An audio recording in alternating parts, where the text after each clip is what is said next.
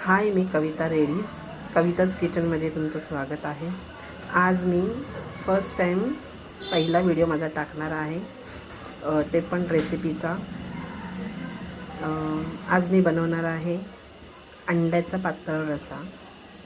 त्याचं साहित्य आहे कांदा, टोमॅटो, मिरची, कोथिंबीर, 2 अंडी आणि ह्याच्यामध्ये आहे हळद, धना पावडर, जिरा पावडर, आगरी मसाला आणि हा किचन किंग. आता मी एका पातेल्यामध्ये तेल ओतले.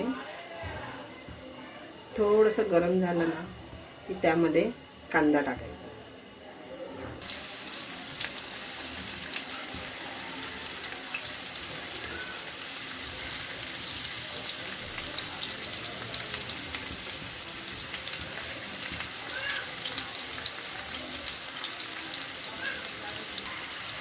माझ्या चॅनलवर ही माझी पहिलीच रेसिपी आहे, त्याच्यामुळे थोडंसं मला भीती वाटते की कसं करायचं कसं नाही करायचं.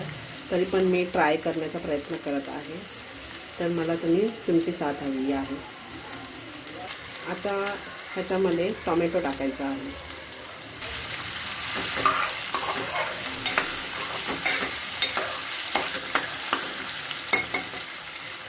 हा टोमॅटो शिजेपर्यंत त्याला शिजवत ठेवायचा आहे.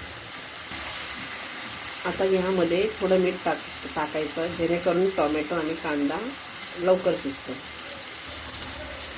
तुमच्या चवीनुसार मीठ टाकायचं आहे.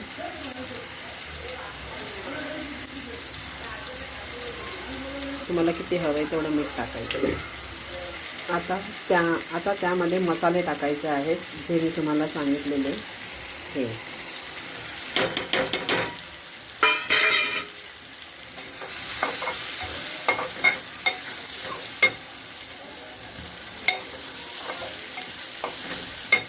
आणि ह्याच्यात आता थोडं पाणी ओतायचं, थोडं म्हणजे 1 ग्लास तरी, मसाले शिजेपर्यंत.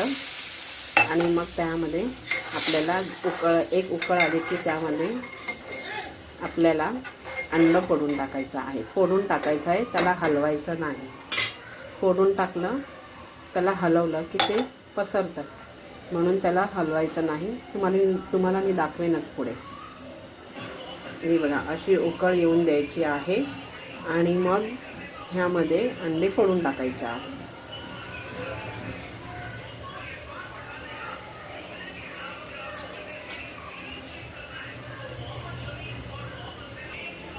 हे बघा, मी तुम्हाला दाखवते. हे अशी अंडी फोडून टाकलेली आहेत मी.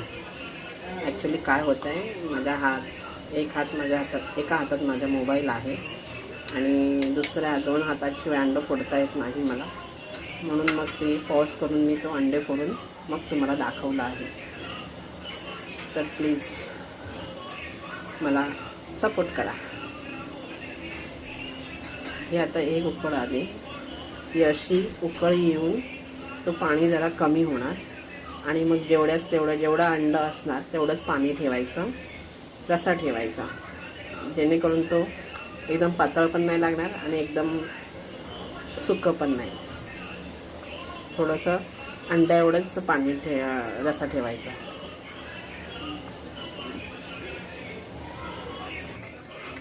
हे बघा, शिजल्यावर हे असे दिसतात. हे असे दिसतात.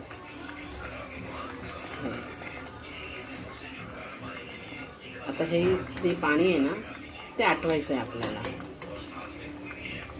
तरी 5 ते 10 मिनटं तरी आपल्याला ते आटवायचं आहे. बघा, तुम्हाला मी दाखवते. हे बघा, पाणी किती आटलेलं आहे. हे बघा, एवढं पाणी होतं, हे एवढं. आता हे एवढं झालेलं. आता मी ह्याच्यात कोथिंबीर टाकते.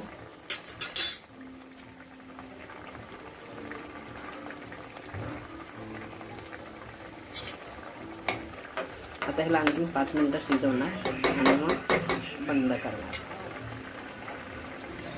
हे बघा कसं झालं आहे, थोडं थिक झालं आहे. आता हे आता आपलं कालवण हे झालेलं आहे. आता ह्याला सर्व कसं करायचं ते दाखवते.